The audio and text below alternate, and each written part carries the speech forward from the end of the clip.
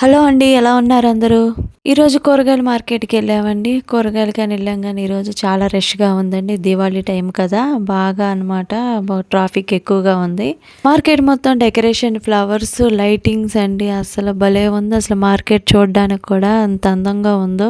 మేమేమో ఎళ్లి మాకు కావాల్సిన కూరగాయలన్నీ మేము తీసుకున్నామండి. అక్కడ గోధుమలు పెద్దగా ఏసారు కుప్పలుగా. వాటినెళ్లి చూద్దాం అనుకున్నాం గానీ, ఫస్ట్ కూరగాయలు తీసుకొని, ఆ తర్వాత గోధుమల దగ్గరికెళ్ళి వాటిని చూడొచ్చులే అనుకున్నాం. మేము కూరగాయలు తీసుకొచ్చేసరికి గోధుమలు మొత్తం అయిపోయినియి. అయిపోతామంటే మొత్తం వాళ్ళు మనం ఒడ్డు ఎలా మూటలు కడతామో అట్టా వాళ్ళు గోధుమలు మొత్తం మూటలు కట్టేశారు. నేను కూడా సరిగ్గా దగ్గరికెళ్ళి చూడలేకపోయాను.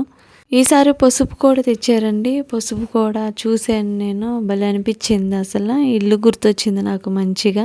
దివాళీ టైంలో ఆఫర్స్ నడుత్తాయి కదండీ! చాలా తక్కువ బట్టలు అయన్నీ కూడా బయటేసి మంచిగా పెట్టారు.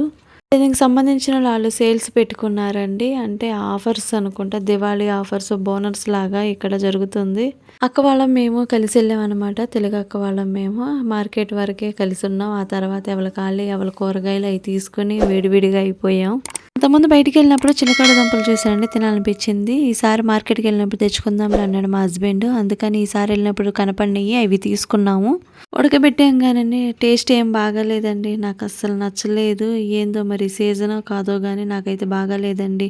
ఓకేనండి. బాయ్. ఎలా ఉన్నారు అందరూ?